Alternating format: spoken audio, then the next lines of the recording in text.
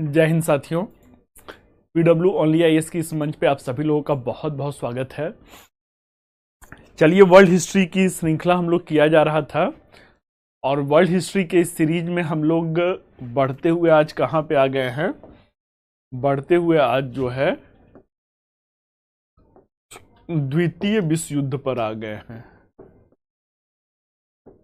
द्वितीय विश्व युद्ध पर आ गए हैं।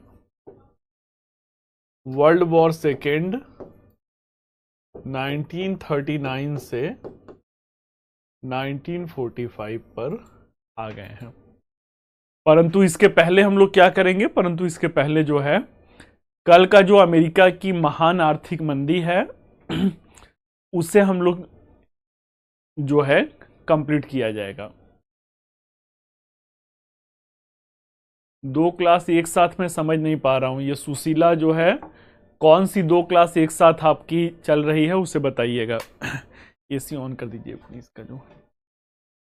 तो अभी हम लोग क्या करेंगे? अभी हम लोग जो है कल वाला नोट्स बनाया जाएगा, फिर उसके बाद जो है हम लोग जो है वर्ल्ड वॉर सेकेंड पर आया जाएगा। तो चलिए जो है 1929 की महान आर्थिक मंदी का हेडिंग दे दीजिए। और आगे बढ़ते हैं। महान आर्थिक मंदी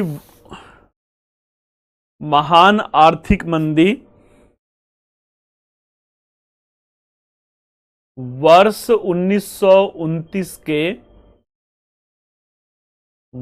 1929 के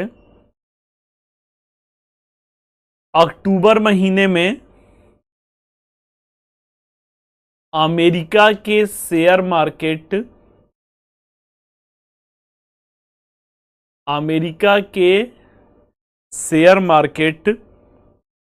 के क्रैश कर जाने के बाद शुरू हुआ। शेयर मार्केट के क्रैश कर जाने के साथ शुरू हुआ, जिसके साथ ही अमेरिका की बहुत सारी कंपनियों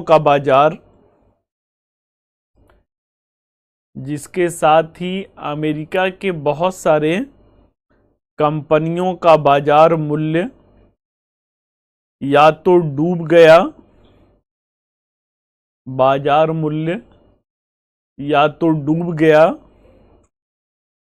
या डूबने के कागार पर पहुंच गया था।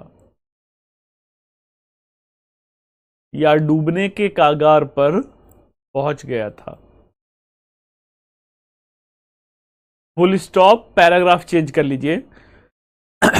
अमेरिका की महान आर्थिक मंदी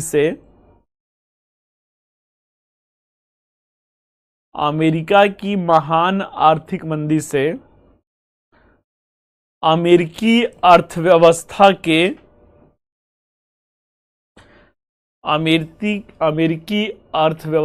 के टूटने से इसका विश्वव्यापी प्रभाव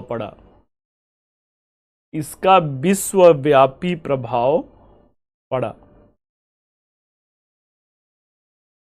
जिससे विश्व की अन्य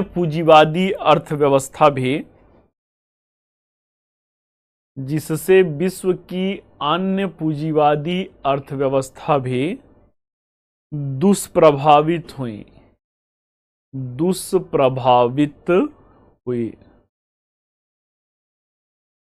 फुल स्टॉप। इस मंदी से लाखों लोगों को अपने रोजगार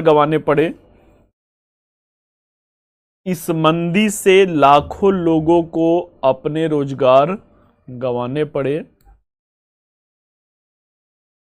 तथा कुछ देशों में बेरोजगारी की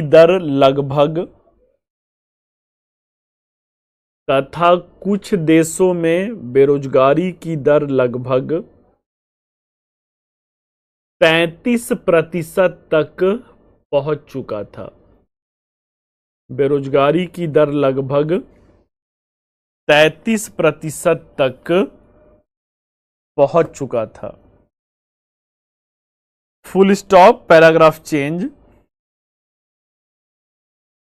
अमेरिका की आर्थिक मंदी में विचार करने योग्य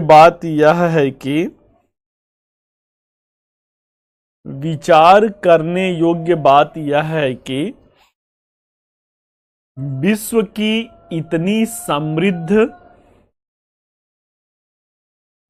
की इतनी समृद्ध अमेरिका की अर्थव्यवस्था आर्थिक मंदी की चपेट में कैसे आई? आर्थिक मंदी की चपेट में कैसे आई? Full stop. वस्तुतः इस आर्थिक मंदी के बीज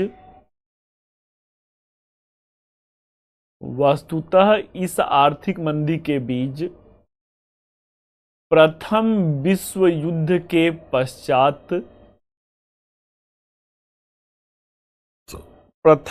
युद्ध के पश्चात की आर्थिक परिस्थितियों में निहित हैं। कि आर्थिक राजनैतिक भी कर लीजिए, आर्थिक राजनैतिक परिस्थितियों में निहित थे। फुल स्टॉप, पैराग्राफ चेंज कर लीजिए। यूरोप की अर्थव्यवस्था और अवस्थापना विकास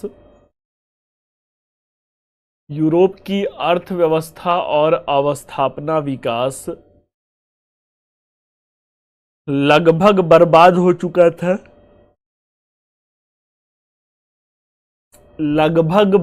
हो चुका था तथा यूरोप की अधिकांश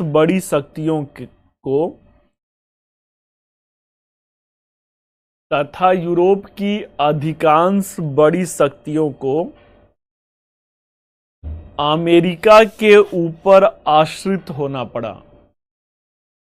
अमेरिका के ऊपर आश्रित होना पड़ा।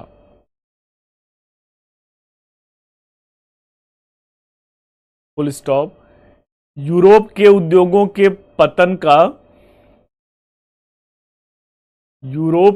उद्योगों के पतन का प्रत्यक्ष लाभ अमेरिका के औद्योगिक क्षेत्र को मिला। यूरोप के उद्योगों के पतन का प्रत्यक्ष लाभ अमेरिका के औद्योगिक क्षेत्र को मिला। Full stop. अब अमेरिकी उद्योगों के लिए यूरोप की प्रतिस्पर्धा नहीं रह गया था।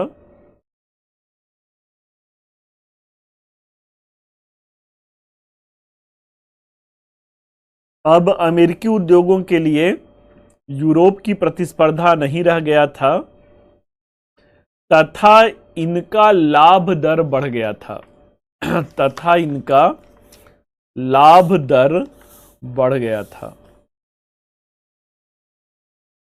फुल स्टॉप, पैराग्राफ चेंज कर लीजिए। सर्वप्रथम मंदी की आहट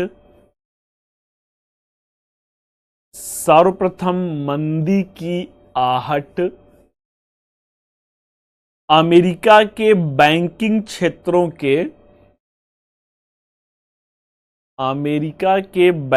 क्षेत्रों के अत्यधिक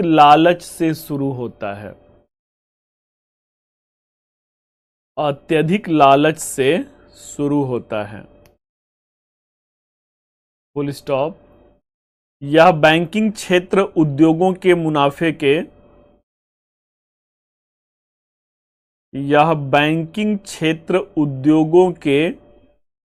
मुनाफे के एक हिस्से का भागीदार बनना चाहता था। उद्योगों के मुनाफे के एक हिस्से का हिस्सेदार बनना चाहता था। Full stop. बाद के वर्षों में अमेरिका के बैंकों ने आपसी प्रतिस्पर्धा में बिना किसी कंपनी के गारंटी के अमेरिकी उद्योगों को बड़े पैमाने पर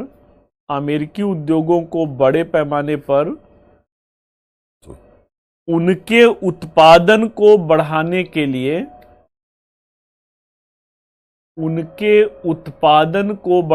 के लिए ऋण दिया।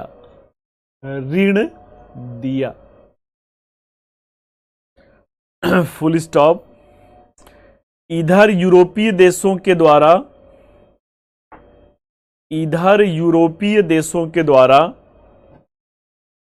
अपने अर्थव्यवस्था के पुनरुत्थान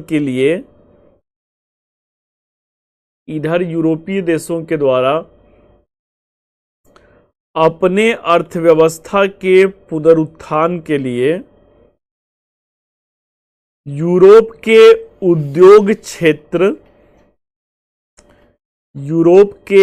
उद्योग क्षेत्र को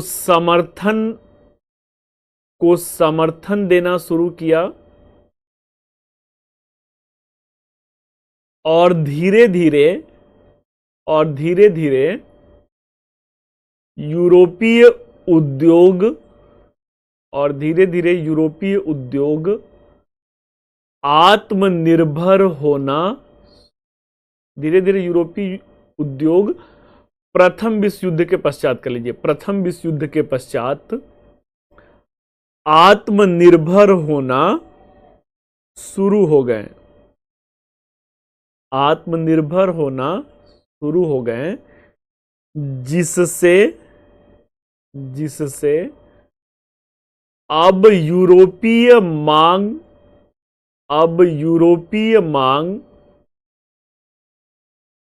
अमेरिकी उद्योग में घटने लगा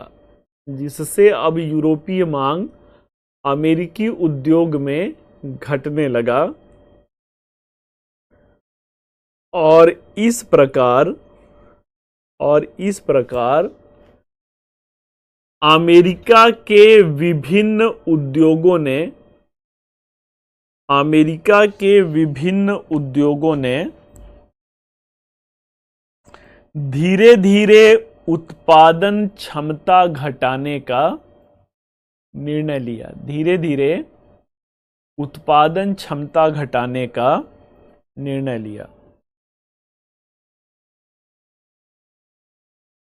तथा अपने उद्योग धंधों से बड़े पैमाने पर कर्मचारियों की छटनी करना शुरू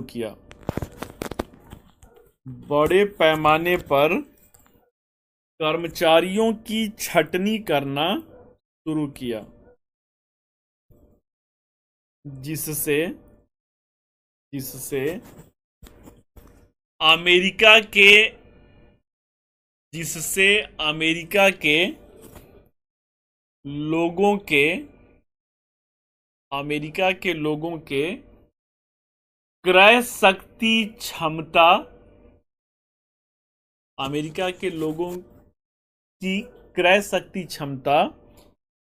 नकारात्मक रूप से दुष्प्रभावित हुआ।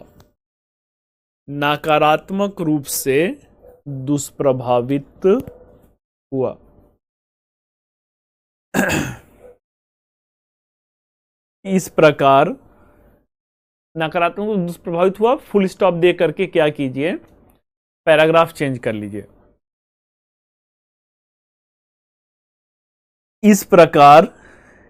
इस प्रकार अमेरिका में कई सारे औद्योगिक प्लांट्स बंद होने लगे। अमेरिका के कई सारे औद्योगिक प्लांट्स बंद होने लगे और अमेरिकी बैंकिंग क्षेत्रों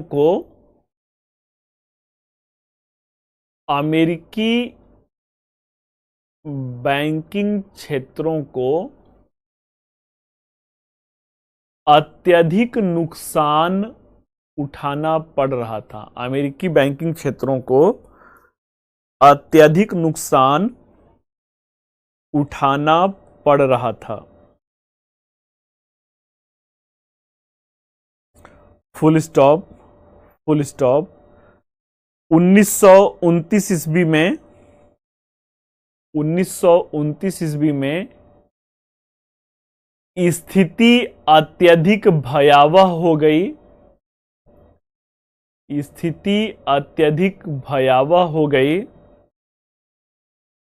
जब विभिन्न अमेरिकी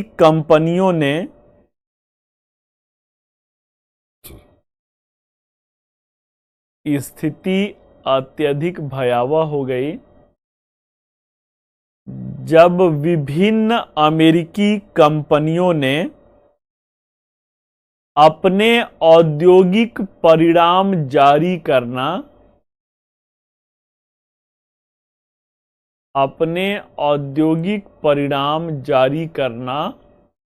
शुरू किया।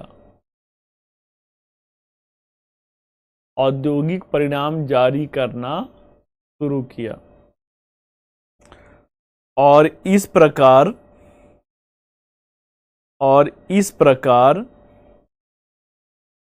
अक्टूबर महीने में इस अनिश्चितता के माहौल में अमेरिकी शेयर मार्केट क्रैश कर गया और यहीं से अमेरिका के साथ साथ संपूर्ण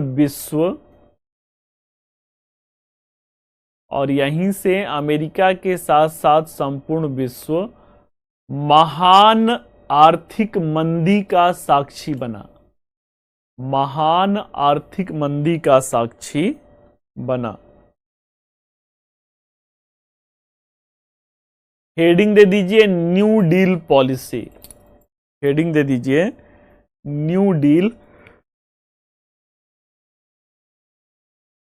पॉलिसी। नया हेडिंग देना है, न्यू डील पॉलिसी। लिखिए 1929 से 33 का वर्ष 1929 से 33 का वर्ष अमेरिकी अर्थव्यवस्था के लिए संकट का काल था।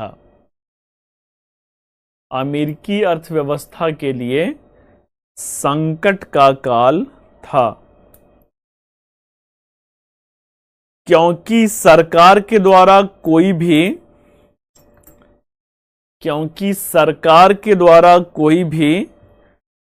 संगठित प्रयास नहीं किया जा रहा था।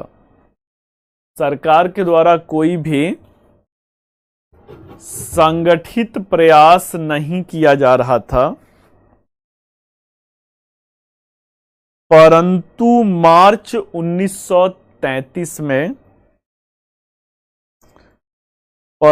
मार्च 1933 में अमेरिकी राष्ट्रपति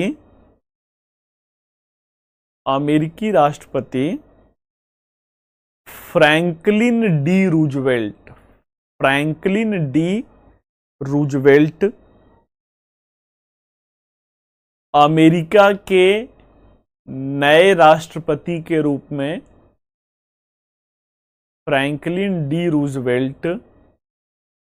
अमेरिका के नए राष्ट्रपति के रूप में पद धारण किया और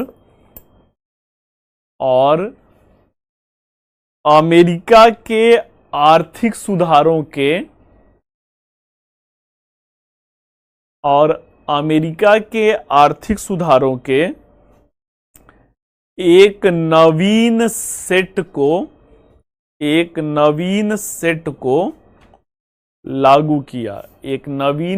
को लागू किया जिसे न्यू डील पॉलिसी कहते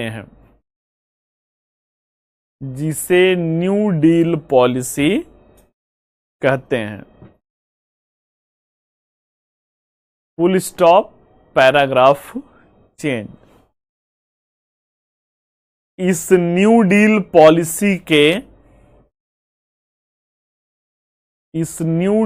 पॉलिसी के मूल में 3R के मूल में 3R नीति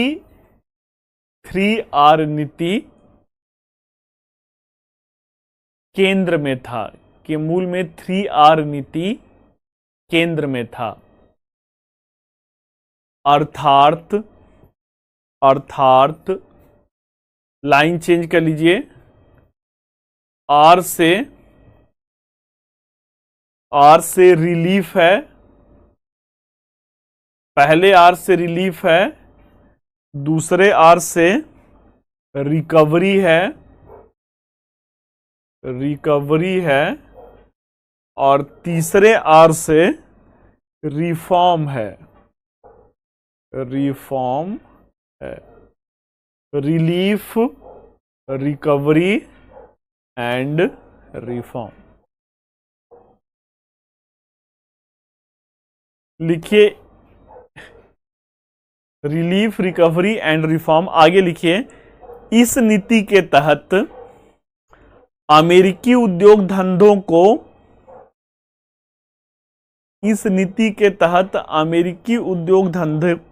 को नए राहत पैकेज प्रदान किए गए।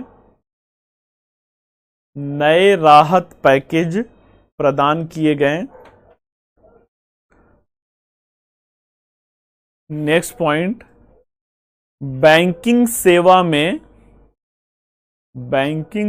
में लोगों के विश्वास को बनाए रखने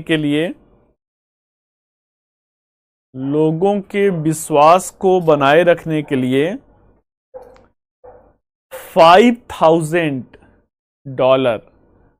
5,000 डॉलर निकासी की सीमा तय किया गया। 5,000 डॉलर निकासी की सीमा तय किया गया।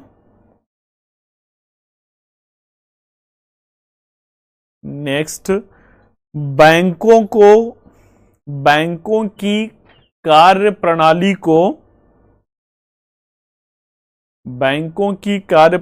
को सरकारी विनियमन के तहत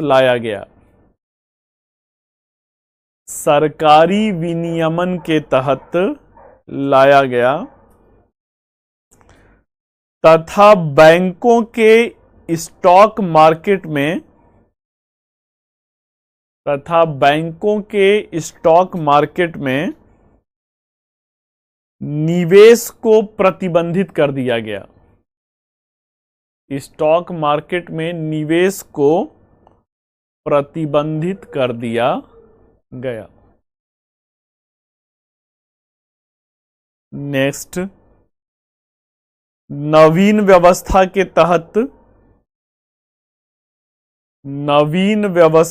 तहत कम मजदूरी दर पर व्यापक पैमाने पर रोजगार सृजन का लक्ष्य रखा गया। व्यापक पैमाने पर रोजगार सृजन का लक्ष्य रखा गया ताकि साधारण परिवार को भूखमरी का सामना न करना पड़े। साधारण परिवार को भूखमरी का सामना न करना पड़े। नेक्स्ट, एक संघीय राहत कोष की स्थापना किया गया। एक संघीय राहत कोष की स्थापना किया गया जिससे अमेरिका के लोगों को राहत प्रदान करने का, अमेरिका के आर्थिक मंदी से प्रभावित लोगों को, अमेरिका के आर्थिक मंदी से प्रभावित लोगों को राहत प्रदान करने का लक्ष्य रखा गया। राहत प्रदान करने का लक्ष्य रखा गया। नेक्स्ट, कृषि व्यवस्था के सुधारों के अंतर्गत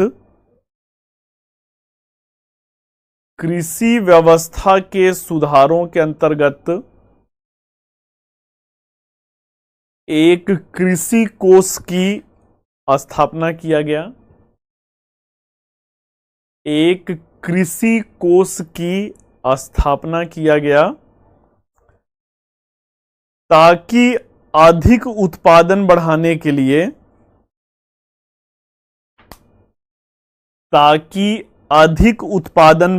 के लिए, किसानों को सब्सिडाइज्ड मूल्य पर,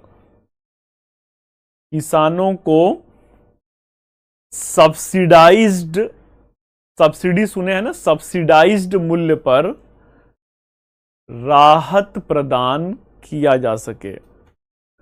राहत प्रदान किया जा सके।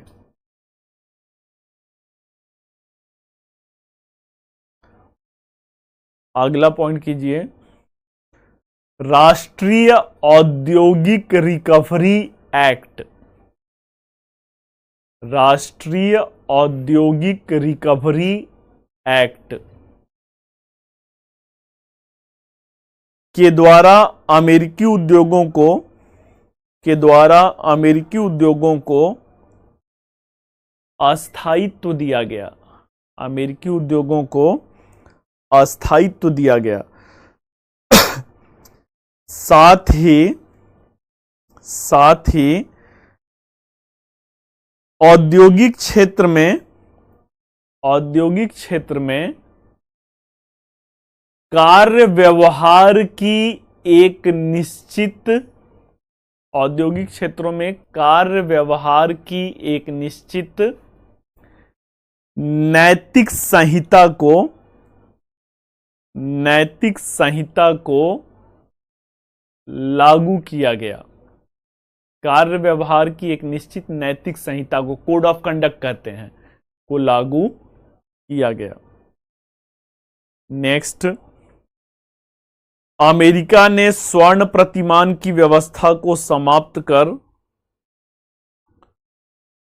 अमेरिका ने स्वर्ण प्रतिमान की व्यवस्था को समाप्त कर डॉलर के मूल्य को अस्थायित्व प्रदान किया।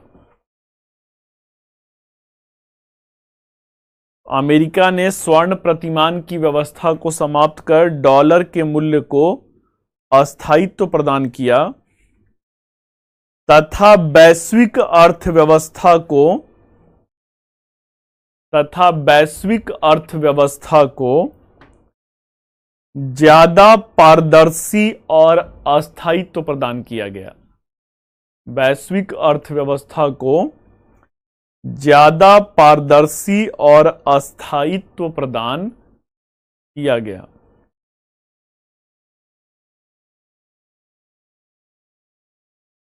पैराग्राफ चेंज कर लीजिए। इस प्रकार हम देखते हैं कि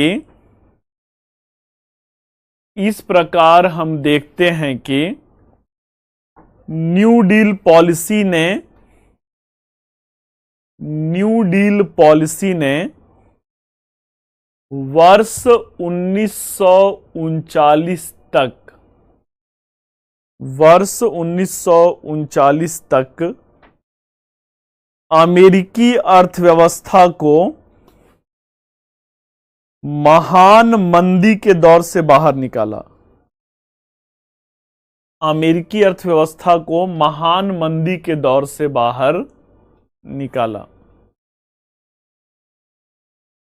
परंतु विश्व अर्थव्यवस्था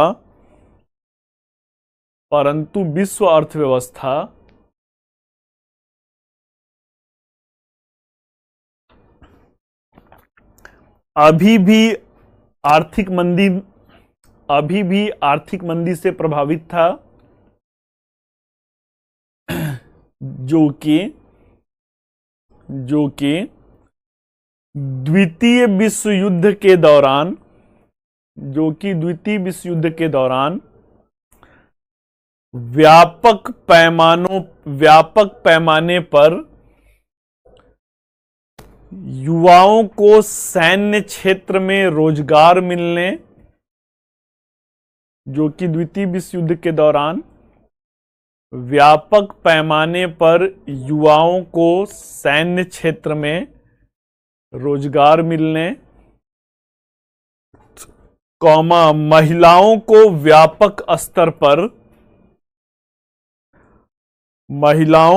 व्यापक स्तर पर औद्योगिक क्षेत्र में रोजगार मिलने,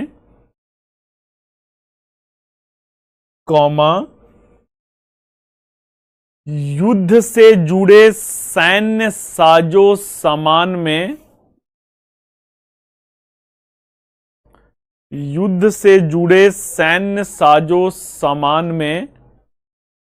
अत्यधिक उत्पादन के बढ़ने से,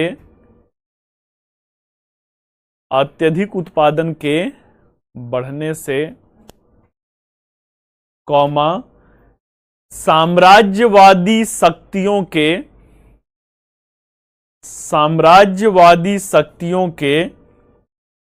युद्ध के दौरान सारा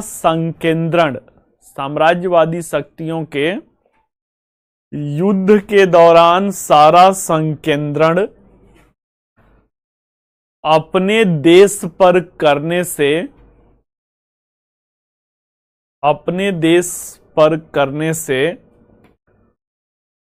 औपनिवेशिक देशों की अर्थव्यवस्था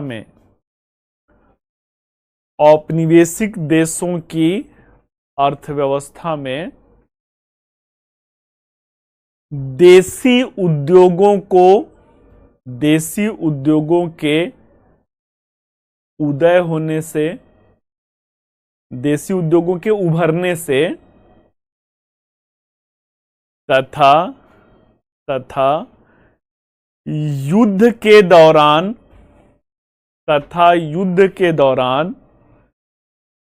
व्यापक पैमाने पर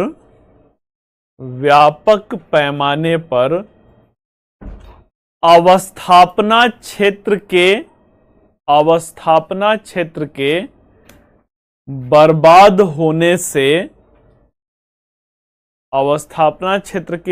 होने से इस क्षेत्र में एक नवीन अवसर का सृजन होने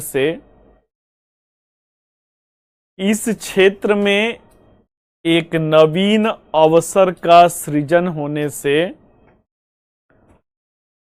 अंततः वैश्विक अर्थव्यवस्था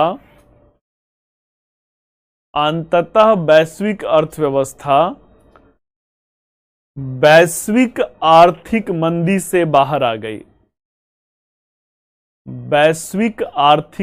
से बाहर आ गई। चलिए भाई, तो ये हम लोगों का कल का जो remaining part of the notes है, लगभग 35 मिनट में हो गया। अभी हम लोग कहां पर आते हैं? अभी हम लोग द्वितीय विश्व युद्ध पर आते हैं।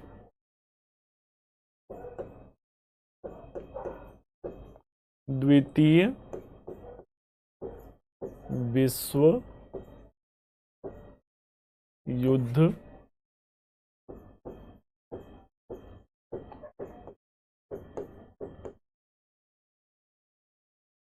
फर्स्ट सितंबर 1939 से शुरू हुआ, 15 अगस्त 1945 तक चला। ठीक है। द्वितीय विश्व युद्ध को एक तरफ देखा जाए तो द्वितीय विश्व युद्ध में कौन है? ब्रिटेन है, फ्रांस है, यूएसए है। दूसरी तरफ कौन है? दूसरी तरफ जर्मनी है, इटली है, जापान है,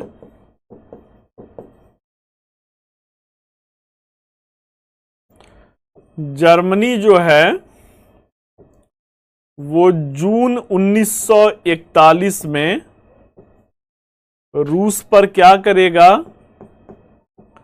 रूस पर आक्रमण करेगा। और रूस कहां पर आकर के मिल जाएगा? रूस इस धड़े में आकर मिल जाएगा।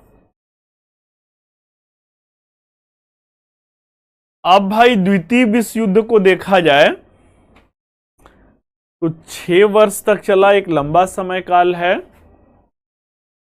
मोटे तौर पर इसे 2 भागों में देखा जाता है। मोटे तौर पर द्वितीय विश्व युद्ध के 2 चरण कौन कौन सा है? तो प्रथम चरण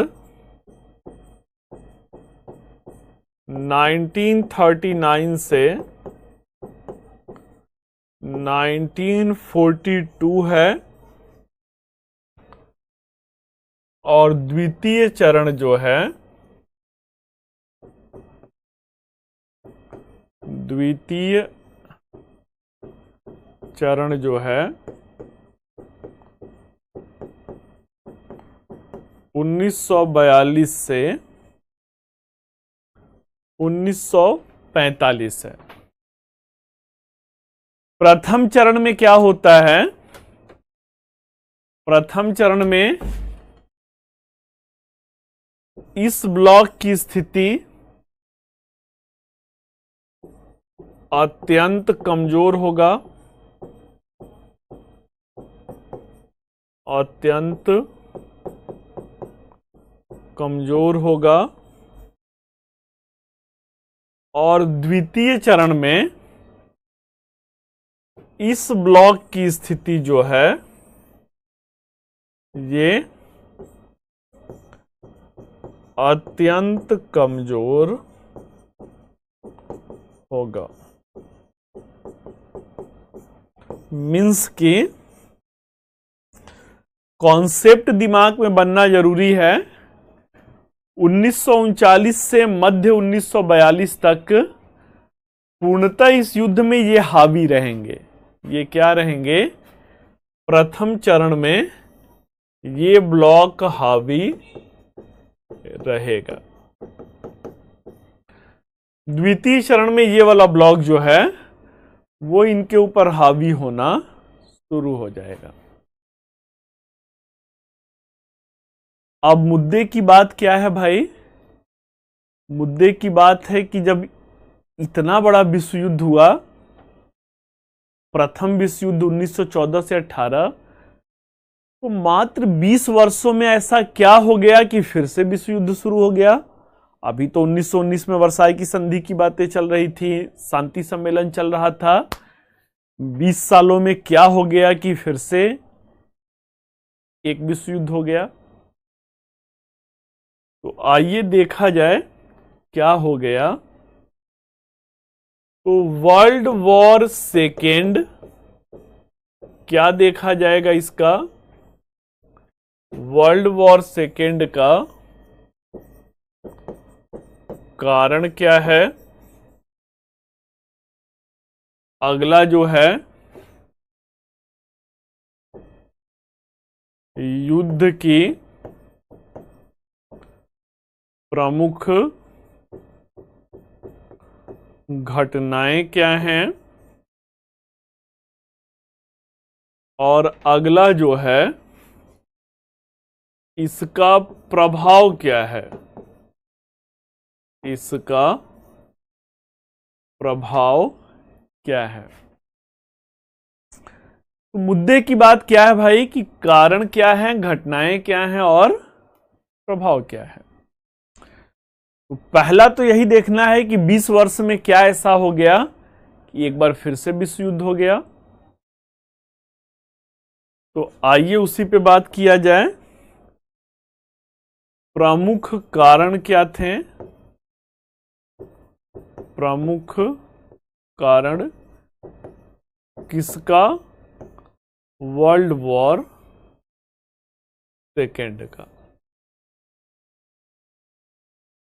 अपने से अब धीरे धीरे आप लोग उस पायदान पे आ चुके हैं कि अपने से आईक्यू का प्रयोग कर सकते हैं। तो प्रमुख कारण वर्साय की संधि की, वर्साय की संधि की अपमानजनक शर्तें जो थी वो कारण के रूप में है। अगला कारण क्या है? पेरिस शांति सम्मेलन से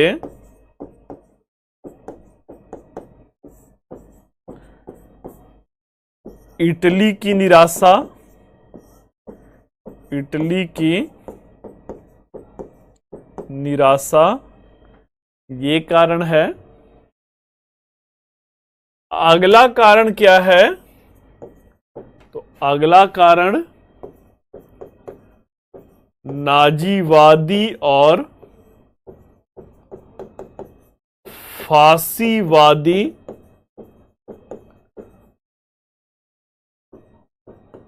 उग्र और हिंसक विचारधारा,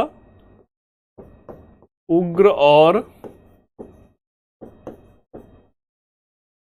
हिंसक विचारधारा। अगला कारण कौन सा है? तो अगला कारण है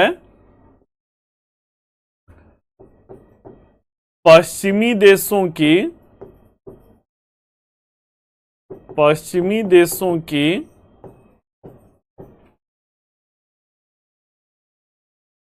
जर्मनी और इटली के प्रति, जर्मनी और इटली के प्रति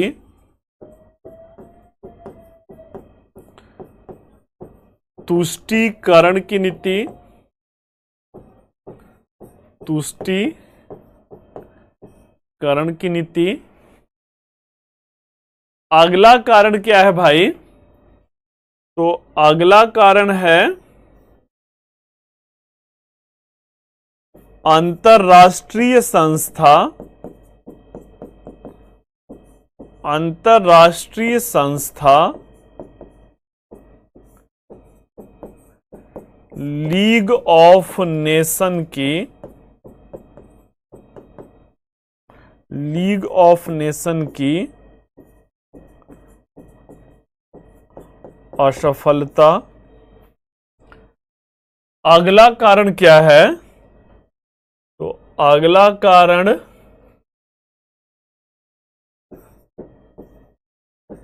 यूरोप की आर्थिक दुर्दशा,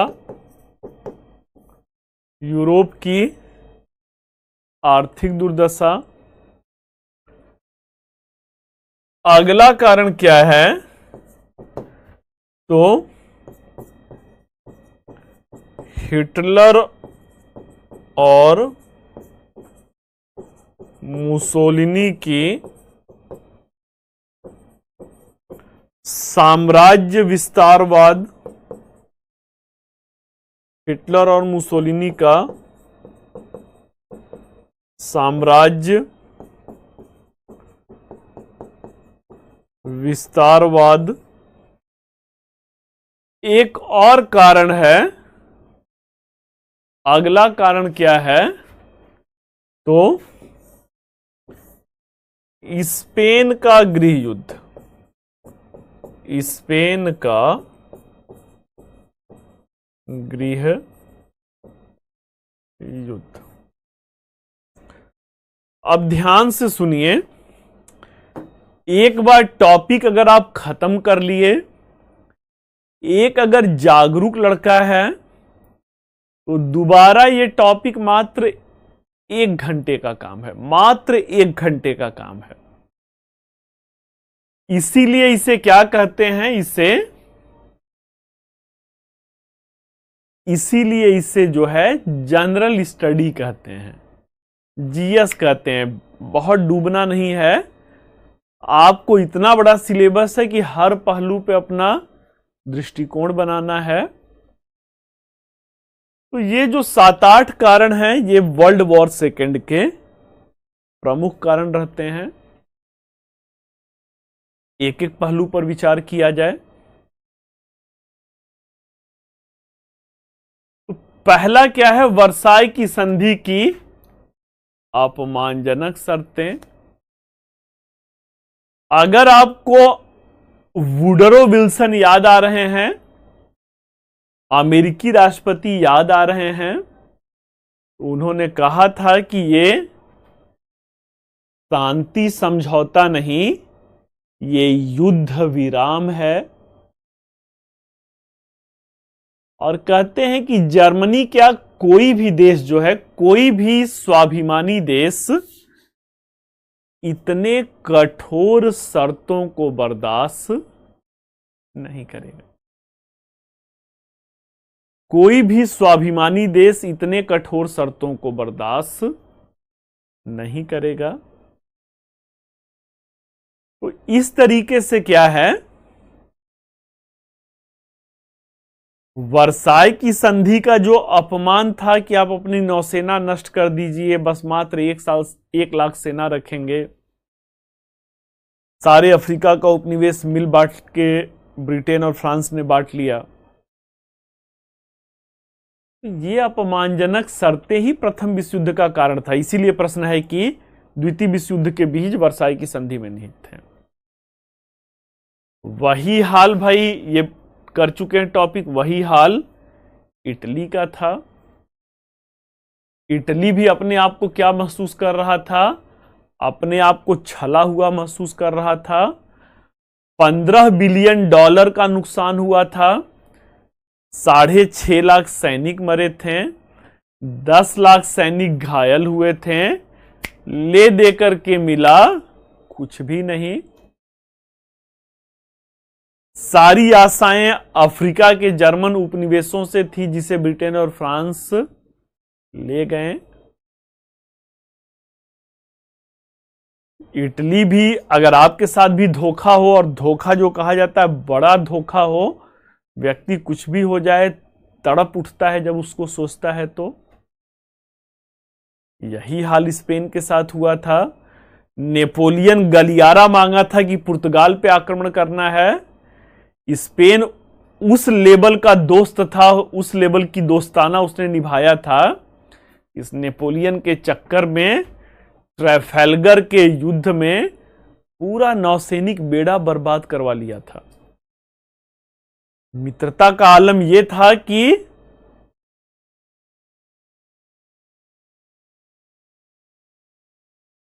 एक दूसरे के लिए ही जीना है, एक दूसरे के लिए ही मरना है। और वैसे मित्र पर आपने धोखे से आक्रमण किया, छल किया, वही हाल इटली का है। मैं तो शांति से बैठा हुआ था, तमाशा देख रहा था। आपने मुझे वादा करके कि ये क्षेत्र मिलेगा, लंदन की संधि किया। बातों ही, जो कहा जाता ना, कसमें वादे प्यार वफा सब बातें हैं, बातों का क्या। इटली तो कसमें वादे और प्यार वफा ये सब तो नहीं किया था, वो बाकायदे संधि किया था। ये आगे चल करके ये मत कह दीजिएगा कि बातें हैं, बातों का क्या, बाकायदे संधि है। जब संधि है तो मुझे वो चाहिए, परंतु मिला कुछ भी नहीं। और ये जो निराशा है, यही निराशा क्या हुआ, यही निराशा द्वितीय विश्व युद्ध का कारण बना।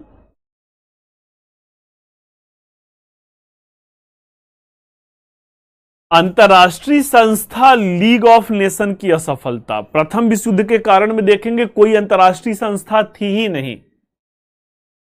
यहां पे अंतर्राष्ट्रीय संस्था है तो वो पूर्णतः असफल है। तो अंतर्राष्ट्रीय संस्था असफल कैसे है? असल में यह अंतर्राष्ट्रीय संस्था था ही नहीं। Actually the league of nation it was not the representation of an international organization. Why? Because in itself it was not the true international organization. There were only 57 members and they were the victorious and their colonies of World War First. असल में यह अंतर्राष्ट्रीय संस्था थी ही नहीं भाई। क्यों नहीं थी? क्योंकि मात्र 57 देश ही इसके सदस्य, 57।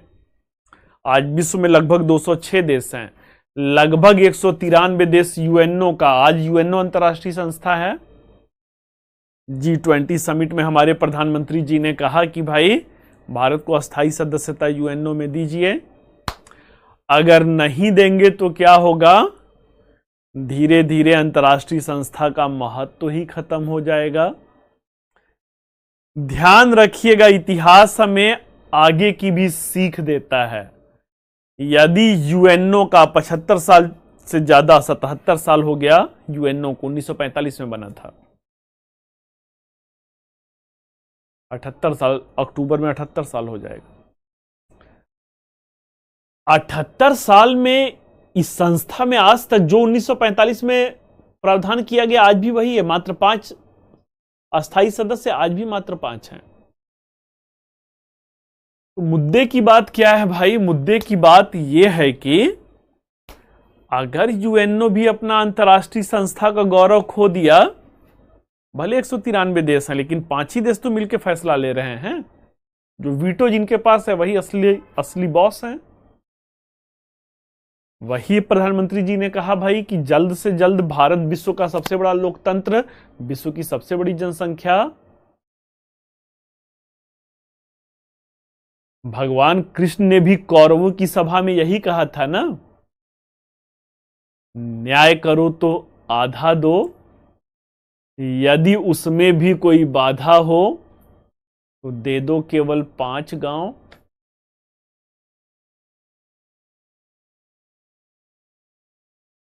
कहां? सब में तो बाधा ही बाधा है भाई ना। वर्ल्ड बैंक जो है पूरा पूंजीवादी देशों का कब्जा है, आईएमएफ है पूंजीवादी देशों का कब्जा है। जितनी भी अंतर्राष्ट्रीय संस्थाएं आप देखेंगे, वोटिंग का, अर्थव्यवस्था के आधार पर वो फंडिंग करते हैं। जिसकी जितनी बड़ी अर्थव्यवस्था वो उतना ज्यादा फंडिंग करेगा। चूंकि वो बड़ी अर्थव्यवस्था फंडिंग करते हैं, उसी हिसाब से वोटिंग राइट्स है। आईएमएफ में तो हम लोग कह रहे हैं कि हमारा वोटिंग राइट्स बढ़ा दीजिए, हम और ज्यादा फंडिंग देने को तैयार हैं। डब्ल्यूटीओ का भी वही हाल है। कहां हम कह रहे हैं कि सब में बराबरी का दर्जा दे दीजिए, न्याय करो तो आधा दो, यदि उसमें भी कोई बाधा हो तो केवल यूएनओ में दे दो अस्थायी सदस्यता। अगर नहीं देंगे, अगर यह संस्था विश्वास खो गया, उधर रसिया मुंह फुलाए बैठा है, उधर चाइना मुंह फुलाए बैठा हुआ है, किससे? पूंजीवादी। Although they are the permanent members of the permanent security council. लेकिन पूंजीवाद बनाम साम्यवाद का इस समय चल नवीन शीत युद्ध का दौर चल रहा है। भारत जैसा संस्था भी कहे भाई यूएनओ में हमारा विश्वास नहीं है, तो स्थिति क्या होगा? स्थिति यही द्वितीय विश्व युद्ध के पहले वाला होगा।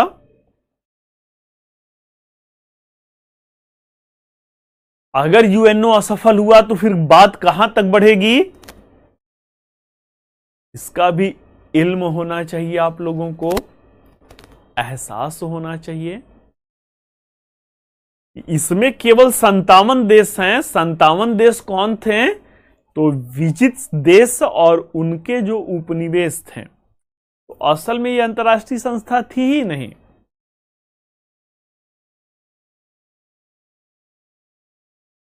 तो क्या होता है, हिटलर जब सत्ता की प्राप्ति 1933 में जब वो फ्यूहरर बन जाता है, फ्यूहरर मतलब प्रधानमंत्री राष्ट्रपति सबकी शक्तियां अपने हाथों में ले लेता है, तो पहला काम यही करता है कि राइनलैंड में सेना भेजेगा।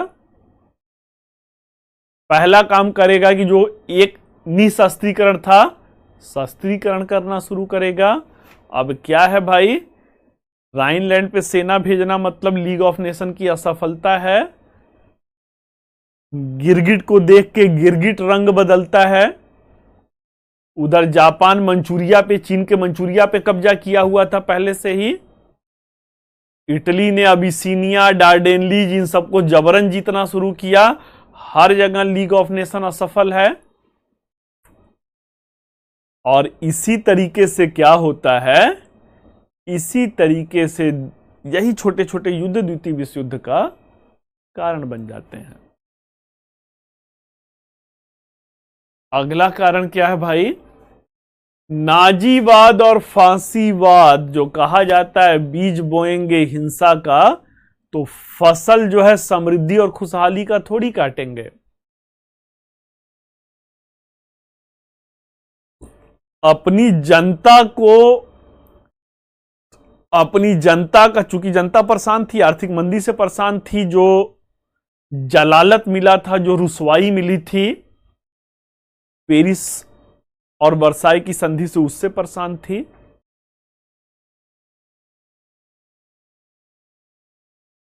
जब व्यक्ति परेशान हो ना और उसके जख्म पे मरहम लगाते हैं ना, व्यक्ति का समर्थन मिलता है। इनको पता था कि ये वर्तमान की व्यवस्था से बड़े परेशान हैं, और ये बातें क्या करते हैं, बातें करते हैं कि हिंसा और उग्रता की सबका बदला, जो गैंग्स ऑफ वासेपुर में था ना, सबका बदला लेगा।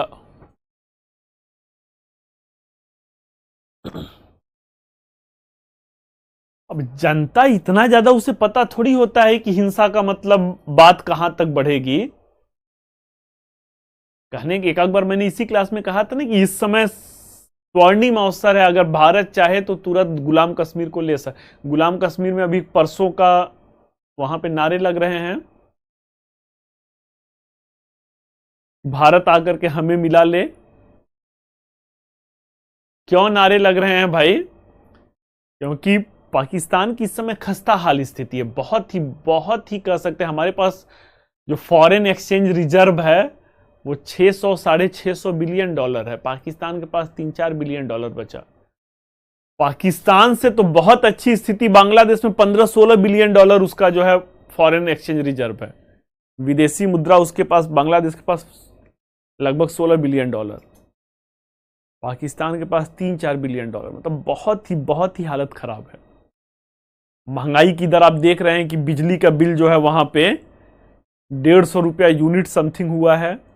लोग AK-47 लेके लहरा रहे हैं कि बिजली का बिल, जब बिजली का बिल लेने जा रहे हैं तो AK-47 लहराने नहीं देंगे। दूध, आटा, न जाने क्या क्या स्थिति मतलब खराब है। पाकिस्तान युद्ध लड़ने की स्थिति में है ही नहीं। परंतु अगर हम हिंसा के मार्ग पे बढ़ेंगे तो उसका परिणाम कोई जो है बहुत अच्छा नहीं निकलेगा। इसलिए, और हम लोग हिंसा के वो हैं भी नहीं, हिंसा के पुजारी की हमारी भूमि रही ही नहीं है।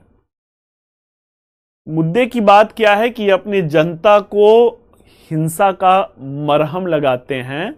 जनता को लगता है कि ये ब्रिटेन और फ्रांस और पूंजीवादी देशों के शोषण से हमारे देश को बचा लेगा।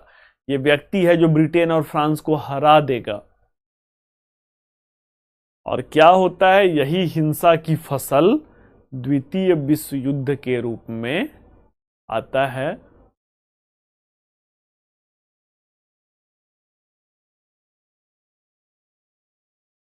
आगे आते हैं पश्चिमी देशों की तुष्टीकरण की नीति।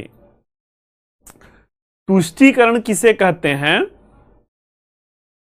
सही को सही कहना सही है, परंतु गलत के भी हां में हां मिलाना, इसे तुष्टीकरण कहते हैं। गलत के भी हां में हां मिलाना, इसे तुष्टीकरण कहते हैं।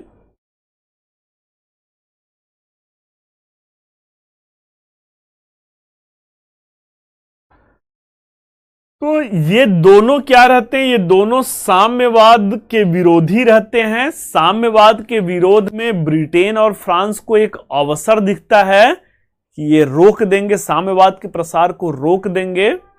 जब साम्यवाद के प्रसार को रोक देंगे तो इनके जो कहा जाता है ना 7 खून माफ, ये जो भी खता कर रहे हैं, जो भी गलती कर रहे हैं, अरे गलत कर रहे हैं हिंसा के मार्ग पे। जब राइनलैंड में सेना भेजे तभी आपको आगाह हो जाना चाहिए था। जब 1 लाख से ज्यादा अपनी सेना बढ़ाना शुरू करते हैं तब आपको सावधान हो जाना चाहिए था। जब अपनी नौसेना का विस्तार करते हैं तब तो सावधान हो जाना चाहिए था। जब सुडेटन लैंड पे कब्जा किया तब तो नींद से जग ही जाना चाहिए था। परंतु इनकी हर खता को आप, कहा जाता ना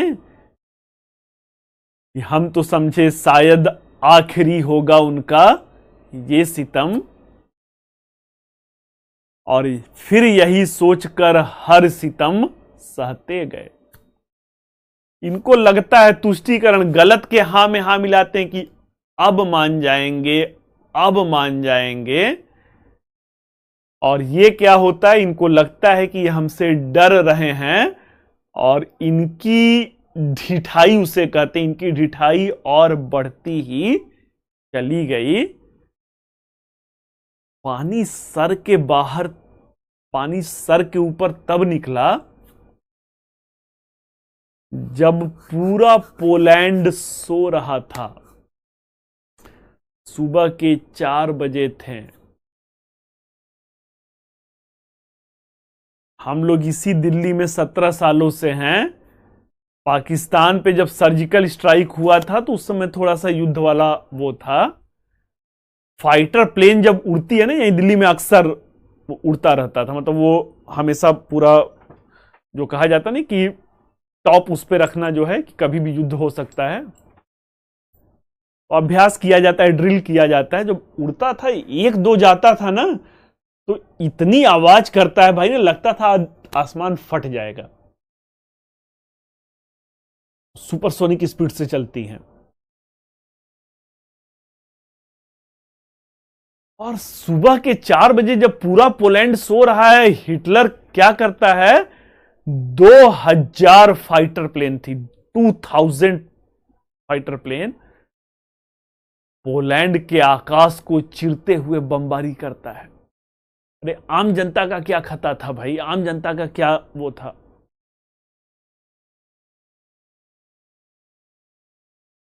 तो हर सितम को सहते गए कि शायद ये सितम आखिरी होगा।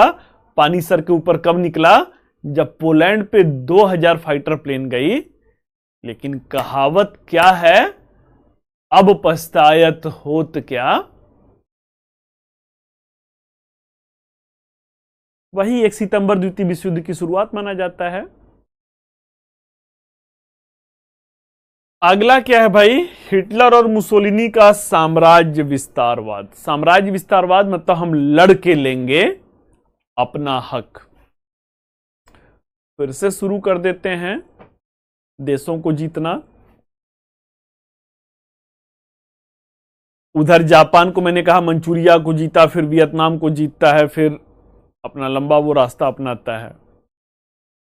इनका भी धीरे धीरे बता ही रहा हूं कि अभी सुडेटनलैंड पे कब्जा किए, ऑस्ट्रिया पे कब्जा किए, पहला प्रयास असफल रहा, राइनलैंड पे अपनी सेना भेज दिए। तो ये जो साम्राज्य विस्तारवाद है, यही तो सारा खेल था भाई, यही तो सारा खेल था जो दो दो विश्व युद्ध को वो किया। अगर जर्मनी और इटली का एकीकरण नहीं हुआ रहता, नौ साम्राज्यवाद नहीं आया रहता, तो एक दूसरे का हड़पने का खेल ही नहीं शुरू होता। वही परंपरागत महाशक्तियां पूरे विश्व पे कब्जा तो की ही थी। चुनौती तो यही दोनों आकर के, जर्मनी और इटली आकर के देना शुरू किए जब इनका एकीकरण हुआ। और यही साम्राज्यवादी प्रतिस्पर्धा प्रथम विश्व युद्ध और द्वितीय विश्व युद्ध दोनों का कारण है। तो यह साम्राज्य विस्तारवाद क्या है, द्वितीय विश्व युद्ध का प्रमुख कारण बनता है। अगला क्या है, यूरोप की आर्थिक दुर्दशा। यूरोप की आर्थिक दुर्दशा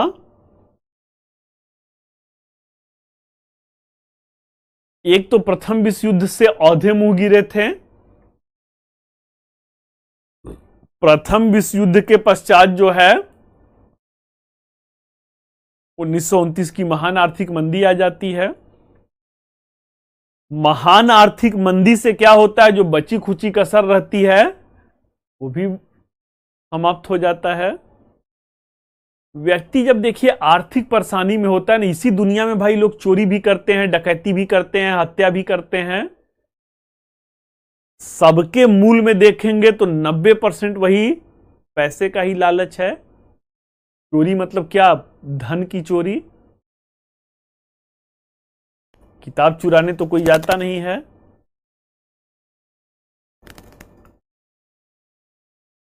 तो आर्थिक दुर्दशा में ही सारे गलत काम होते हैं। जहां पे आर्थिक परेशानी है वहां पे मान के चलिए, बिहार को इतना बदनाम क्यों किया जाता है। अब तो बिहार में कानून और व्यवस्था की स्थिति बहुत अच्छी है। एक दौर था कि बिहार की कानून व्यवस्था की दुहाई दी जाती थी। तो क्यों इतना ज्यादा वो था भाई, लॉ एंड ऑर्डर का इतना ज्यादा चैलेंज क्यों था, क्योंकि बिहार में अभी भी गरीबी बहुत ज्यादा, गरीबी कहां भी नहीं है, वहां पे गरीबी थोड़ा ज्यादा है। तो यूरोप की जो आर्थिक दुर्दशा थी, आर्थिक दुष्चक्र में आदमी हताश होता है, निराश होता है, कुंठा में होता है, और उस हताशा, निराशा, कुंठा में ही व्यक्ति, आज अंबानी से कहिए जाके झगड़ा करने के लिए, जाके झगड़ा करेंगे क्या? या गांव का कोई भी व्यक्ति जो खाता पीता है, ठीक ठाक स्थिति में है, सामंती मानसिकता का ना हो,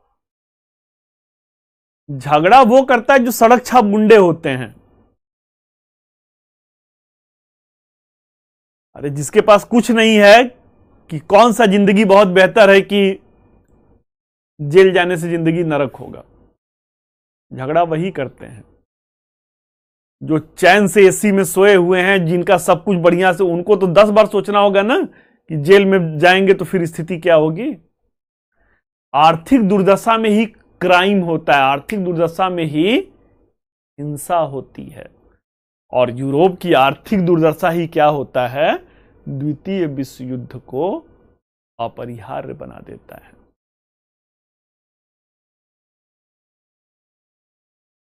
स्पेन का गृह युद्ध, वो सुने हैं ना कि मिल बैठेंगे दो तानाशाह, तो अभी तो दो ही थे, हिटलर और मुसोलिनी है।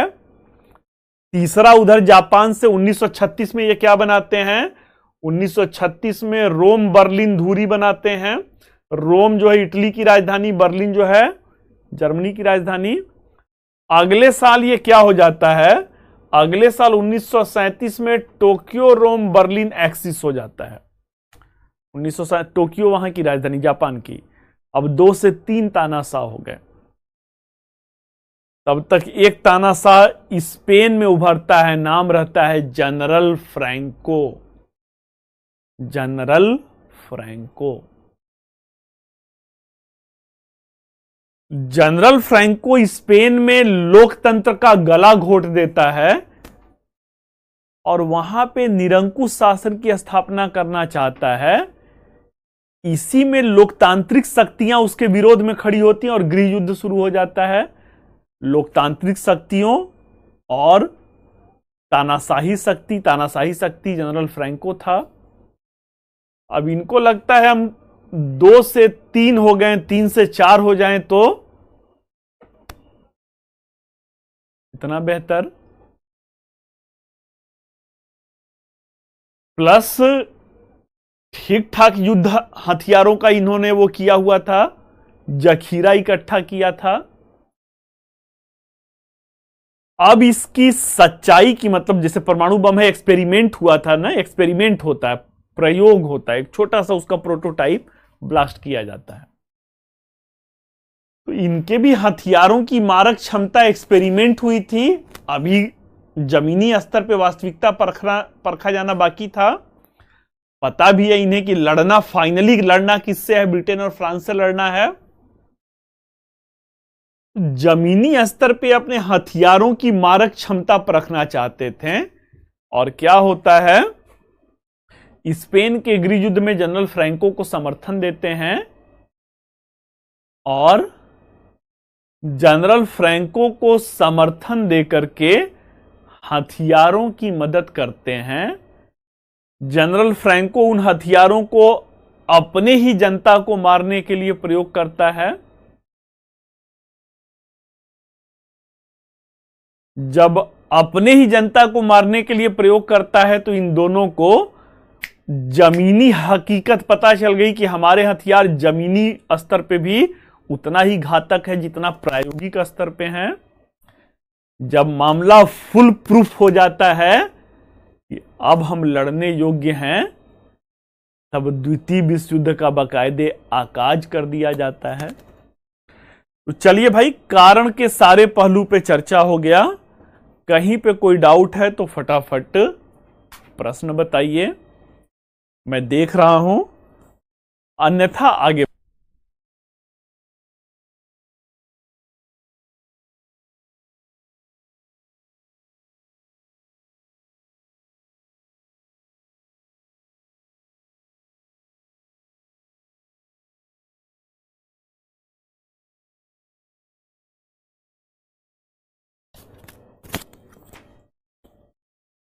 टीआरबी का फुल फॉर्म अभी तो बताया मैंने। टी से टोक्यो है, आर से रोम है, बी से बर्लिन है। TRB, Tokyo Rome Berlin axis. All clear? Okay. और कोई भाई? बस एक लोग को क्लियर, बस एक लोगों को क्लियर। और बाकी लोगों का डाउट है तो बताइए, डाउट क्या है, या सो रहे हैं?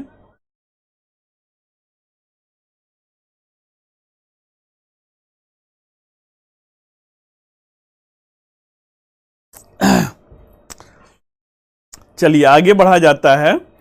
द्वितीय विश्व युद्ध की घटनाएं क्या थी? वर्ल्ड वॉर सेकेंड की प्रमुख घटनाएं। तो हिटलर पहले क्या किया रहता है? हिटलर पहले सुडेटनलैंड पे कब्जा करेगा, सुडेटनलैंड पर कब्जा करेगा। इसके बाद चेकोस्लोवाकिया पर कब्जा करेगा, ऑस्ट्रिया पर कब्जा करेगा, पोलैंड पे कब्जा करेगा। पोलैंड के बाद बहुत सारे देशों को इसने कब्जा किया।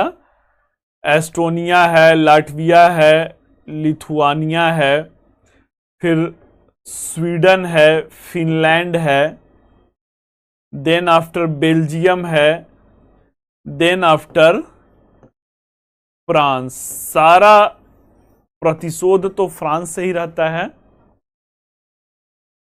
सारा प्रतिरोध जब फ्रांस से रहता है, अरे फ्रांस ही इनका राइनलैंड और सार बेसिन पे कब्जा किया था ना, ऐसे में फ्रांस एक इस बार अल्सास लॉरेन और वो नहीं, पूरा फ्रांस कब्जा किया गया। तो क्या है भाई, फ्रांस पे कब्जा के साथ ही ब्रिटेन पर बमबारी शुरू होती है, और ब्रिटेन पे बमबारी ऐसा कि मात्र 6 महीने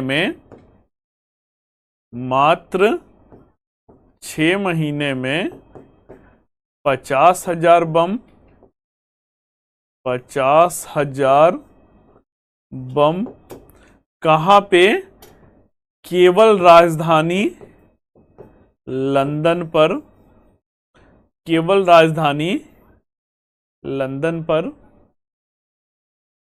अब ब्रिटेन का ही ये नहीं था कि ब्रिटेन बचेगा या ब्रिटेन जो है ये भी हिटलर का गुलाम हो जाएगा। 6 महीने में 50,000 बम गिरना मतलब समझ रहे हैं, हर महीने लगभग 8,000 से भी ज्यादा बम। 8,000 से ज्यादा बम मतलब प्रतिदिन कितना बम भाई, 100 से भी ज्यादा बम प्रतिदिन गिर रहा है। 100 क्या, मुझे लग रहा कुछ और भी ज्यादा आंकड़ा है। 100 बम प्रतिदिन गिरे, आप समझ रहे हैं, आपके घर के अगल बगल में कोई बम गिर जाए, यहां पे हम लोग क्लास ले रहे हैं, यहां पे बम गिर जाए, आप खुद समझ सकते हैं पढ़ने पढ़ाने का कितना जोश बना रहेगा। तो मुद्दे की बात क्या है, मुद्दे की बात यह है कि अब ब्रिटेन बैकफुट पर है, उसे खुद नहीं पता है कि कब तक स्वतंत्र रहेगा।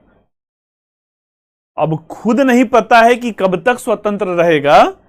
ऐसी स्थिति में क्या होता है, ऐसी स्थिति में भारत पे प्यार आता है, भारत पे दुलार आता है। अब आप देखेंगे ऑफर पे ऑफर आ रहा है, ऑफर पे ऑफर। इसी को मैं बाह्य परिस्थितियां कहता हूं। 1940 में क्या आ गया, 1940 में अगस्त ऑफर आ गया। इसी तरीके से 1942 में क्रिप्स ऑफर आ गया।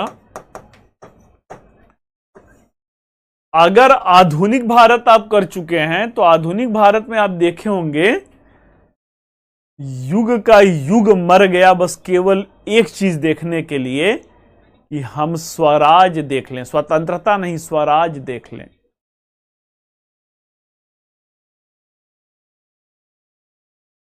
दादा भाई नौरोजी का युग मर गया, नरमपंथियों का युग मर गया। दादा भाई नौरोजी भाई क्या थे, grand old man of India.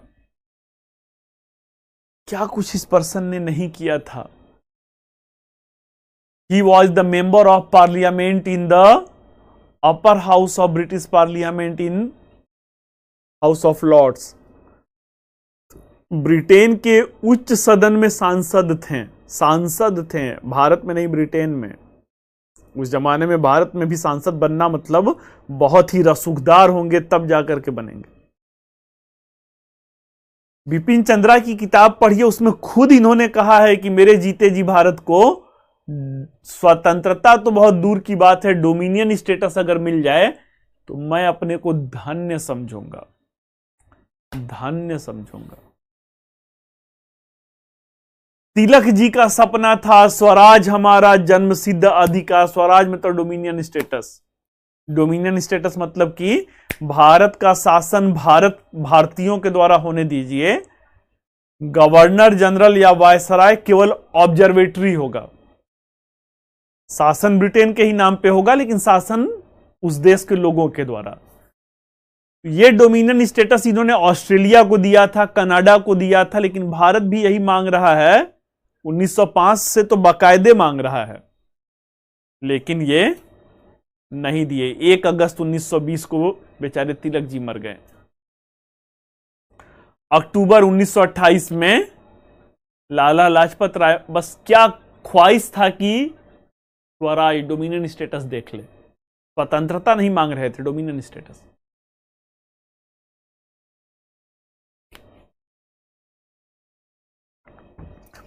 1928 में नेहरू रिपोर्ट आया।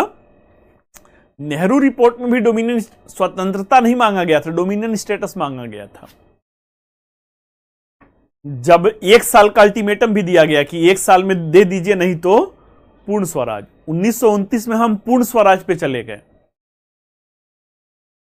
अब पूर्ण स्वराज मतलब ब्रिटेन अब भारत से जाना होगा, इससे कम कुछ भी नहीं। कब से? 1929 से। अब कोई इनसे डोमिनियन स्टेटस मांग भी नहीं रहा है। 50,000 बम गिर चुका है। अगले महीने ब्रिटेन खुद स्वतंत्र रहेगा कि हिटलर का गुलाम रहेगा, पता नहीं है। फ्रांस 1 सप्ताह में गुलाम हो गया, पूरा फ्रांस गुलाम हो गया। तो अब इन्हें भारत की याद आई। अब इन्हें भारत की याद आई और अगस्त ऑफर में भी कहते हैं डोमिनियन स्टेटस ले लीजिए।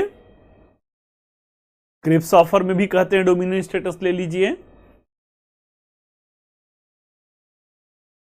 गांधी जी को तो आप समझ ही रहे हैं। गांधी जी कहते हैं जब मैं था तब हरि नहीं, जब हरि थे तब मैं नहीं। जब हम लोग डोमिनियन स्टेटस मांग रहे थे तब तक तो नहीं दिए। अब कोई आपसे कह भी नहीं रहा है, पीछे पड़ गए हैं, डोमिनियन स्टेटस ले लीजिए, डोमिनियन स्टेटस ले लीजिए। तो हुआ क्या है भाई? हिटलर ने आफत मचाया हुआ है। इसी समय जापान जो रहता है अमेरिका के पर्ल हार्बर पे आक्रमण कर देता है। मतलब स्थिति क्या है भाई? स्थिति जो है इस वाले समय में पूर्णतः क्या है? पूर्णतः 1939 से 1942 पूर्णतः जो है इनके पक्ष में झुका हुआ है। जर्मनी, इटली, जापान, यूएसएसआर हावी हैं।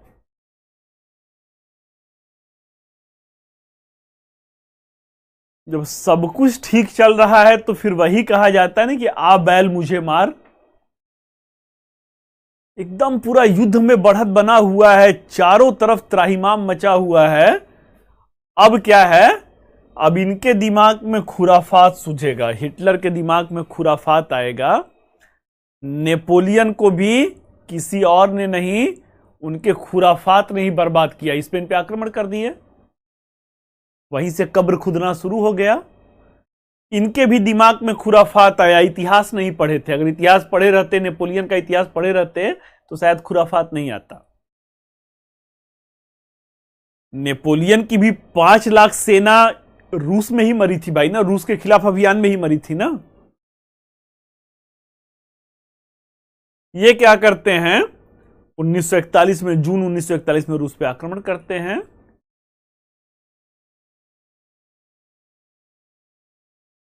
रूस वाले वही आलापना शुरू करते हैं, वही पुराना मेरा बहाना, अपने ही खेत खलिहान को जलाना और जला करके पीछे भागना।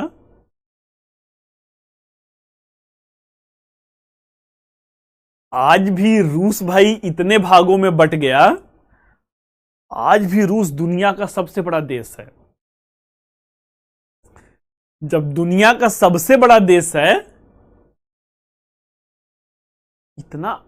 इतने भागों में बंटने के बाद Kazakhstan, Kyrgyzstan, Turkmenistan, Uzbekistan, Georgia, Armenia, Azerbaijan, Estonia, Latvia, Lithuania, Ukraine, उसके बाद भी दुनिया का सबसे बड़ा।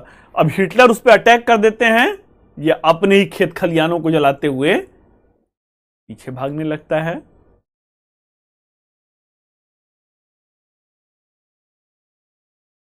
अब जाके फंसते कहां पे हैं? नेपोलियन मास्को में फंसा, ये जाकर के स्टालिनग्राड में फंसे। स्टालिनग्राड में फंसे। तब तक तो इतना ज्यादा तहलका ये मचाया हुआ था ना, किसी को विश्वास नहीं होता है कि हिटलर की भी सेना हार सकती है। जब समाचार आया कि स्टालिनग्राड में हारे हैं, तो तनिक देर के लिए किसी को विश्वास नहीं होता है कि हिटलर की सेना हार गई। और रूसियों का जो कहा जाता है ना कि रूसियों का एक ही फलसफा है, 100 सोनार की तो एक लोहार की। अब स्टालिनग्राड से, अभी तक तो सहते आ रहे थे, स्टालिनग्राड से अब ये प्रहार करते हैं। आप लोग का भी शायद प्रहार बैच ही है ना, ये भी शायद प्रहार बैच ही है। तो ये क्या करते हैं, प्रहार करते हैं। और वो प्रहार वाली कहावत में कहा ना, 100 सोनार की 1 लोहार की, यहां से अब रूस से खदेड़ते हैं, हराते हराते कहां तक आते हैं, पोलैंड जीत लेंगे। पोलैंड जीतने के बाद ऑस्ट्रिया वाले क्षेत्र को जीतेंगे। अब जर्मनी में घुसेंगे। अब जर्मनी में घुसेंगे तो क्या होता है, जब जर्मनी में घुसेंगे तो अब हिटलर का जो ऑरा था, जो हिटलर का बना बनाया अपना जो कह सकते हैं कि नाम था, अब वो नाम मिट्टी में मिलना अरे जर्मनी में अब रूस की सेना को, जो काम ये हर देश में घुस के कर रहे हैं, अब रूस की सेना इनके देश में। ऐसे में ब्रिटेन और फ्रांस को लगता है कि रूस तो हीरो बन जाएगा भाई, हराते हुए जर्मनी में घुस गया। रूस बार बार इनसे कह रहा है कि आप लोग इधर से, जर्मनी इधर है तो इसी के नीचे फ्रांस है, यहां पे ब्रिटेन है, और रूस जो है इधर है। तो रूस जब इनको पीछे ढकेल रहा था तो इनसे कह रहा था ब्रिटेन फ्रांस से कि आप पश्चिम से जर्मनी पे हमला कर दीजिए, इसकी सेना 2 भागों में बढ़ जाएगी, 2 भागों में बढ़ जाएगी तो हम आसानी से जीत जाएंगे। लेकिन रूस क्या था, रूस साम्यवादी देश था।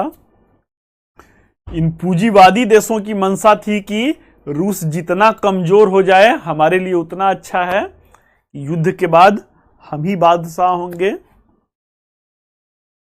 अब रूसी सेना जर्मनी के अंदर घुस गई तो इनको लगता है सारा वाहवाही तो रूस लेके चला जाएगा, अब जाकर के ये इधर से अटैक करेंगे जब क्रेडिट लेने की बात आएगी। और बर्लिन में क्या होता है, जैसे ही बर्लिन में रूस की सेनाएं घुसती हैं, हिटलर पहले अपनी पत्नी को गोली मारता है, इवा ब्राउन, फिर अपने आप को गोली मारता है, काम खत्म हो जाता है। मुसोलिनी को वहां की जनता ने ही क्या किया, वहां की ही जनता ने विद्रोह किया और उसकी हत्या कर दी गई। मींस जून 1945 तक आते आते यूरोप में विश्व युद्ध समाप्त हो चुका था। जून 1945 तक आते आते यूरोप में विश्व, लेकिन खत्म कब हुआ, 15 अगस्त को, मतलब जुलाई अगस्त, अभी 1.5 महीना और चला। मुसोलिनी मार दिया गया, हिटलर आत्महत्या कर लिया, रूस इस पाले में आ गया। ले दे के कौन बचा, ले दे के जापान बचा। जापान छोटा सा देश है, जापान ने ही पर्ल हार्बर पे आक्रमण किया था, दिसंबर 1940 या 41 का घटना रहता है।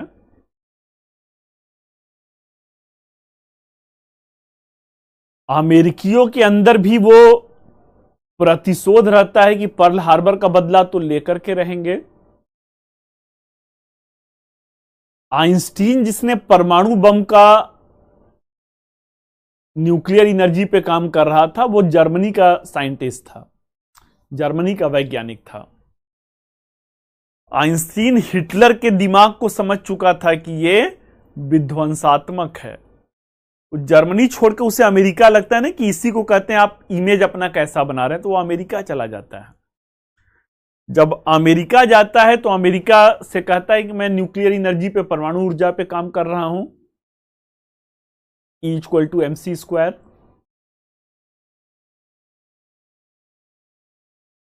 अमेरिका के दबाव से कि भाई इतने सालों से आप परमाणु ऊर्जा पे काम कर रहे हैं, कुछ रिजल्ट चाहिए, परमाणु बम आता है। जब अमेरिका के पास परमाणु बम आता है, हिटलर मुसोलिनी मारे जा चुके हैं, अमेरिका बार बार जापान को आगाह कर रहा है कि बिना शर्त के समर्पण करो। बिना किसी शर्त के समर्पण करो। आप ये दिखाने का प्रयास मत करो कि हम सम्मानजनक तरीके से हमारे इन बातों को माना गया तब हमने समर्पण किया। अमेरिका का क्या स्टैंड है कि बिना किसी शर्त के समर्पण करो। जापान किस नीति पे काम कर रहा था? तो जापान जो है केट्सुगो नीति पे काम कर रहा था। केट्सुगो नीति पर, यह जापानी शब्द है। केट्सुगो का मतलब क्या होता है? केट्सुगो मतलब अगर जब तक जापान का अंतिम व्यक्ति जिंदा रहेगा युद्ध करेगा। जब तक जापान का अंतिम व्यक्ति जिंदा रहेगा युद्ध करेगा।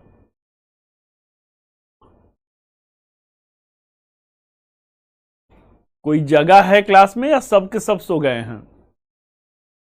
इतना सन्नाटा है भाई ना कमेंट बॉक्स में, बस लग रहा है कि मैं ही चिल्लाते जा रहा हूं, बाकी सब सो रहे हैं।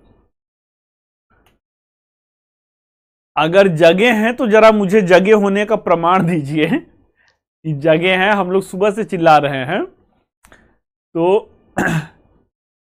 हाँ आया भाई, हेलो सर। हाँ जगे हैं, बस एक ही लोग लाइव क्लास में हैं और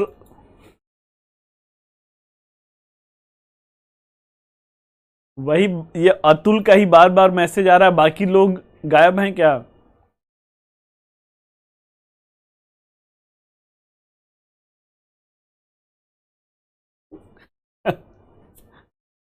चलिए भाई, तो कहने का अर्थ क्या है? कहने का अर्थ यह है कि जापान किस नीति पे चल रहा था? जापान केट्सुगो नीति पर चल रहा था। तो केट्सुगो नीति का मतलब क्या है कि जब तक अंतिम जापानी जिंदा रहेगा तब तक क्या करेगा? तब तक वो युद्ध लड़ेगा। तो इस तरीके से क्या होता है? इस तरीके से जो है ये समर्पण करने के मूड में नहीं है। 6 अगस्त को क्या होता है? हिरोशिमा पे परमाणु बम गिराया जाता है। 9 अगस्त को नागासाकी पे परमाणु बम गिराया जाता है। हिरोशिमा और नागासाकी पे परमाणु बम, अब जापान को समझ में आता है कि कोई विकल्प ही नहीं है। जब इनको समझ में आता है कोई विकल्प ही नहीं है तो क्या होता है? जब इनको समझ में आता है कोई विकल्प ही नहीं है तब जाकर 15 अगस्त को समर्पण करेंगे और इस तरीके से द्वितीय विश्व युद्ध की समाप्ति हो जाएगी। सही है? चलिए भाई, अब कहां पे हम लोग बढ़ते हैं? द्वितीय विश्व युद्ध का प्रभाव क्या था? इसका प्रभाव क्या था? तो द्वितीय विश्व युद्ध का प्रभाव विश्वव्यापी प्रभाव था। तो पहला प्रभाव क्या होगा? साम्राज्यवाद और उपनिवेशवाद के दौर की समाप्ति। साम्राज्यवाद और उपनिवेशवाद के दौर की समाप्ति हो जाएगा। अगला क्या होगा? यूरोपीय देशों का विश्व पर वर्चस्व समाप्त हो जाएगा। समाप्त हो जाएगा। अगला क्या प्रभाव रहेगा? तो अगला प्रभाव है दो नवीन महाशक्तियों का, महाशक्तियों यूएसए और यूएसएसआर का वैश्विक शक्ति के रूप में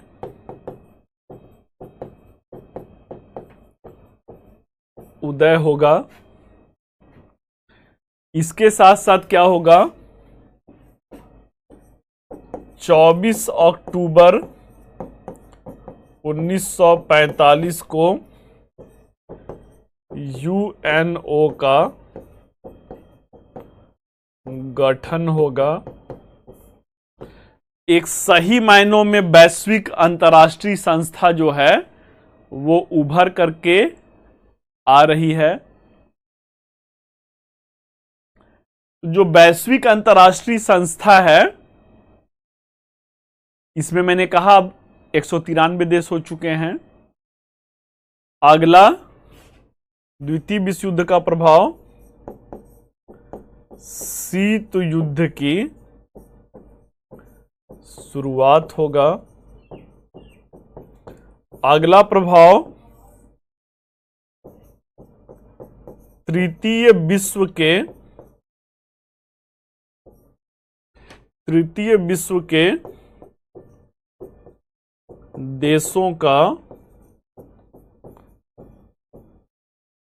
उदय होगा। तो ये सारे क्या हैं भाई, ये सारे जो हैं, और कुछ तो नहीं बच रहा है। अगला जो है, गुट निरपेक्ष आंदोलन की शुरुआत होगी। गुट निरपेक्ष आंदोलन की शुरुआत होगा। अगला जो है, अंतर्राष्ट्रीय संगठनों का उदय होगा। अंतर्राष्ट्रीय संगठनों का उदय होगा।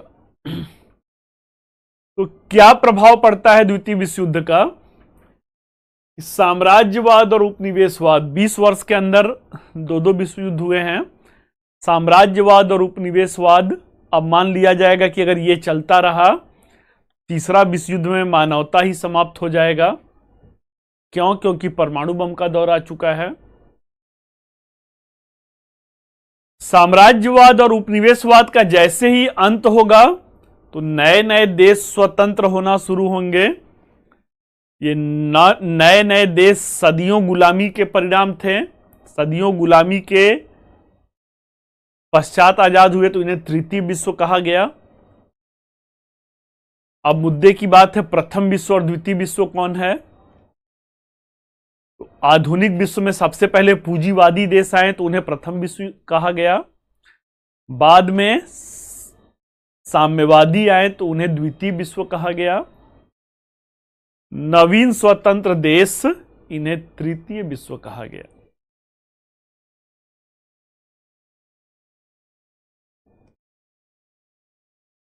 अब क्या होता है, यूरोपीय देशों का आपस में ही लड़ करके 20 साल में सब अदालत हो गए, दावा किए, लड़े और तबाह हो गए।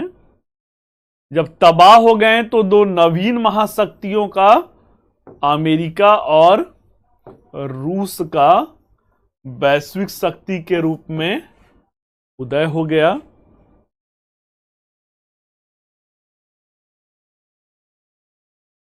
लीग ऑफ नेशन अंतर्राष्ट्रीय संस्था के रूप में नहीं था, केवल विजित देश और उसके उपनिवेश, लेकिन सही मायनों में एक अंतर्राष्ट्रीय संस्था के रूप में, जिसमें विजित पराजित सभी देशों को सदस्य बनाया गया, संयुक्त राष्ट्र संघ का उदय हुआ।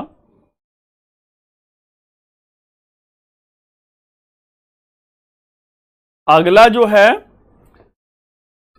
जब दो नवीन शक्तियां आई, परमाणु युग आ चुका है, तो हॉट वॉर नहीं करते हैं, वास्तविक युद्ध ना करके शीत युद्ध की शुरुआत हो जाएगा। 1945 से 1990 तक चलेगा शीत युद्ध।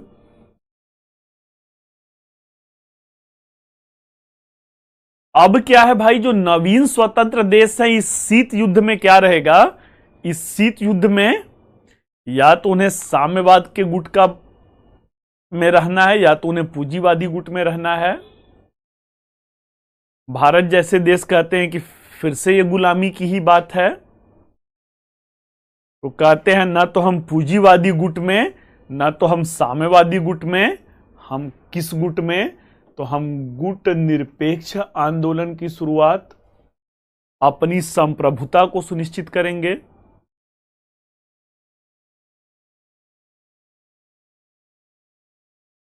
तथा अगला क्या है, अंतर्राष्ट्रीय संगठनों का उदय होगा। तो कई सारे, अब लगेगा कि फिर से कोई विश्व युद्ध ना हो, तो हर प्रकार के अंतर्राष्ट्रीय मंच बनाए जाएंगे। गरीब देशों के लिए वर्ल्ड बैंक है, व्यापार में जो मतभेद की स्थिति है उसे समाप्त करने के लिए WTO है, जो अत्यंत संकट आर्थिक स्थिति में उनके लिए IMF है, यूनिसेफ है, अंकटाड है, यूनेस्को है। अपने मल्टीलैटरल ऑर्गेनाइजेशन बनेंगे जैसे नाटो है, वर्सा पैक्ट है, आसियान है। इन सारे अंतर्राष्ट्रीय संगठनों का उदय होता है। ये किसके परिणाम स्वरूप? वर्ल्ड वॉर सेकेंड के परिणाम स्वरूप। तो चलिए भाई, ये क्या है? ये द्वितीय विश्व युद्ध है। इसका नोट्स आप लोग को मिल जाएगा। अब बताइए फटाफट कि कहीं पे कोई डाउट है तो बताइए। अगर ऑल क्लियर है तो यहीं पे टॉपिक को समाप्त कर दिया जाएगा। यदि सब कुछ क्लियर है तो फटाफट बताइए। आज का टॉपिक यहीं पे समाप्त होगा। कल मिला जाएगा तो कल हम लोग रूस की क्रांति किया जाएगा। लिखवाने में बहुत ज्यादा समय लग जाएगा अतुल, कल का भी क्लास निकल जाएगा। तो इसका नोट्स मेरे पास है। नोट्स आसान टॉपिक, ये सब सिंपल टॉपिक कहा जाता है, तो आसान टॉपिक है, तो इसका नोट्स मैं दे दूंगा। उसका जो कंटेंट राइटर टीम है वो आपको दे देगी। ठीक है, तो चलिए भाई, ऑल क्लियर है तो यहीं पे क्लास का औपचारिक रूप से हम लोग समापन करते हैं। फिर मिलते हैं कल रूस की क्रांति के साथ। All the best, thank you.